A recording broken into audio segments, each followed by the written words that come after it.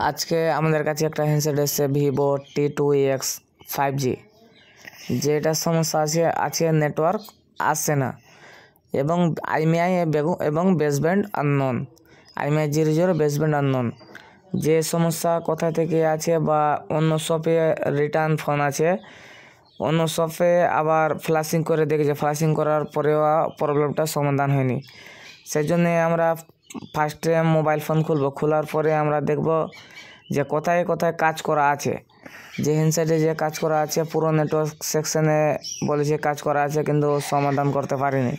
তো আমরা ফার্স্ট 1 নম্বর আমরা ব্যাক প্যানেলটা খোলার পরে আমরা মাদারবোর্ডে দেখব যে কোথায় কাজ করা আছে। যে আমরা মাদারবোর্ডে ফার্স্ট আগে খুলে নিব, খোলার পরে আমরা মাদারবোর্ডটা বের করব। মাদারবোর্ড বার করার পরে আমরা ক্যামেরাটা সুন্দরভাবে আমরা সাইডে রেখে দেব, কেননা ক্যামেরা যদি স্ক্র্যাচ পড়ে যায় বা ড্যামেজ হওয়ার চান্স থাকবে, সেই জন্য ক্যামেরা সুন্দরভাবে খুলে সাইডে রেখে দিব। তারপরে আমরা দেখলাম যে মাদারবোর্ডে পুরো নেটওয়ার্ক সেকশনে কাজ করা আছে, পুরো হিটিং দেওয়া আছে এবং যে লাইনগুলো আছে আমার লাইন মিসিং আছে। যে RFICর যে লাইন আছে লাইনগুলো মিসিং আছে, সেজন্য আমার বেসব্যান্ড আননোন আছে।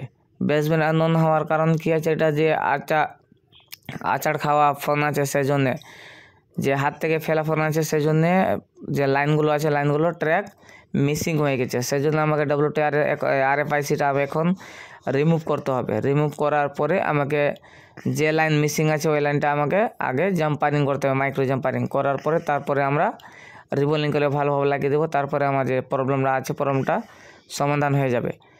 সেই জন্যে আগে ফাইন্ড সুন্দরভাবে করতে হবে যে কোথায় থেকে সমস্যা আছে।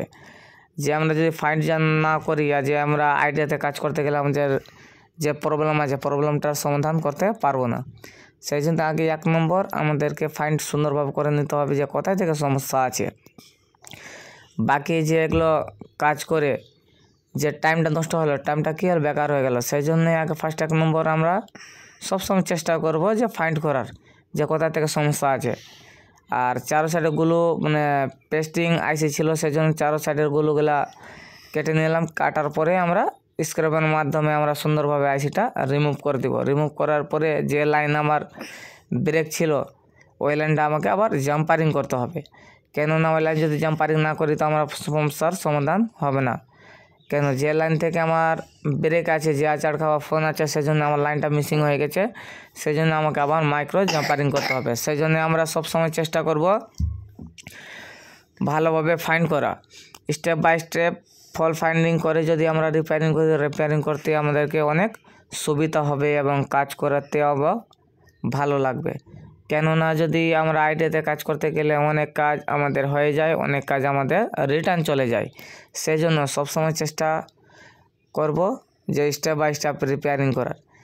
এটা আছে Vivo T2X 5G, 5G handset আছে। আর 5G হ্যান্ডসেটে কী আছে, লাইন মিসিং আছে।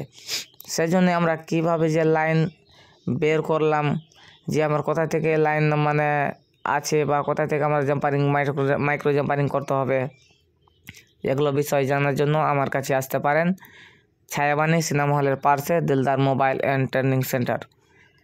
যে কোনো ধরনের ফোন বা প্রবলেম থাকুক না কেন আপনারা নিয়ে আসতে পারেন ছায়াবানী সিনেমা হলের পাশে Dildar mobile and training centre. আর আমরা সুন্দরভাবে আমরা যে কাজ করার সবসময় চেষ্টা করি যেন সূক্ষ্মভাবে, যেন আমাদের কোনো লাইন মিসিং যেন না হয়। আর কোনো লাইন যদি বাই চান্স যদি ড্যামেজ থাকতে গেলে আমরা কীভাবে যে ফল্ট ফাইন্ডিং করে আমরা বুঝতে পারবো যে এই লাইন থেকে আমার সমস্যা আছে, এগুলো বিষয় জানার জন্য আমার কাছে আসতে পারেন। আমরা যে ব্ল্যাক পেস্ট আইসি আছে, আইসিতে ফার্স্টে আগে পিপিডি দিয়ে আগে নরম করে দেব, তারপরে আমরা যে ব্ল্যাক পেস্ট আছে ব্ল্যাক পেস্টটা ক্লিন করতে হবে। ব্ল্যাক পেস্টটা যে আমরা ক্লিন করবো, যে আইসি আমার যেন ড্যামেজ যেন না হয়, কীভাবে যে আমরা আইসি ক্লিন করব সুন্দরভাবে, যেন আমার আইসি কোনো প্রকারের যেন ড্যামেজ যেন না হয়, এগুলো বিষয় জানার জন্য আপনারা আসতে পারেন এবং ট্রেনিং নিতে পারেন।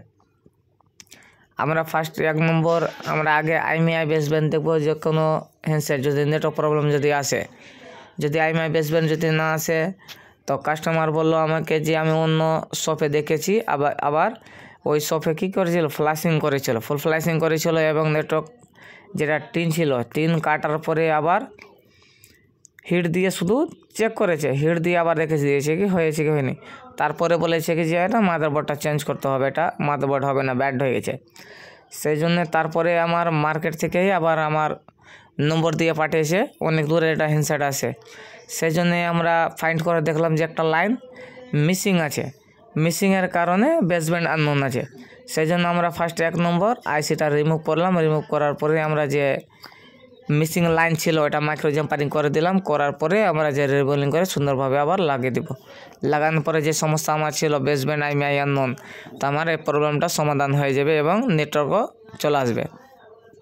সেই জন্য আইডিয়াতে কাজ করে আমাদের কোনোটা আমাদের হয়ে যাবে, আবার হবে না। কেন আইডিয়াতে কাজ করতে গেলে কোনো লাভ হবে না, কেন আইডিয়াতে আমরা কাজ করার সময়টা যেন খালি নষ্ট হবে। সেই জন্য আমরা সবসময় চেষ্টা করতে হবে যে ফাইন্ড করার যে কোথা থেকে সমস্যা আছে। আগে ফাইন্ড যদি না করতে পারি আমরা, তো রিপেয়ারিং করতে আমাদেরকে অনেক অসুবিধা হবে। সেই জন্য সবসময় চেষ্টা করতে হবে যে আমাদের ফুল ফাইন্ডিং করা, যে আমার কোথায় থেকে সমস্যা আছে। আমরা যদি সমস্যার সমাধানই না করতে পারতে গেলে আমাদেরকে রিপেয়ারিং যখনই আমরা করব, সমাধান যদি না হয় তো আমাদেরকে তো কাস্টমার কোনো ধরনের চার্জ দেবে না। সেই জন্যই আমরা সবসময় চেষ্টা করি যেন আমার সময় যেগুলো যেন নষ্ট যেন না হয়। সেই জন্য সবসময় চেষ্টা করতে হবে স্টেপ বাই স্টেপ ফাইন্ড করে তারপরে রিপেয়ারিং করার।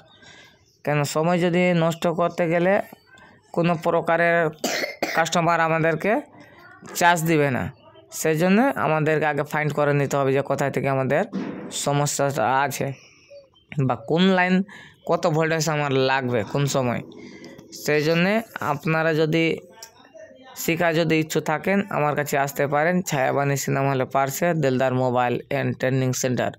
বা আপনাদের যদি কোনো ধরনের বা কোনো প্রকারের যদি আপনাদের যদি কোশ্চেন থাকে তো আমার স্ক্রিনে দেওয়া নম্বরে আপনারা যোগাযোগ করতে পারেন। এবার আইএমআই আর বেসব্যান্ড দেখবো, আইএমআই আমার চলে এসছে এবার, যে আইএমআই আমার আসছিল, আর এবার কলও লাগবে, এবার কলও আমার লাগছে। সেই জন্য স্টেপ বাই স্টেপ কাজ করতে গেলে আমার যে কোনো সমস্যা থাকুক না কেন আমরা সমাধান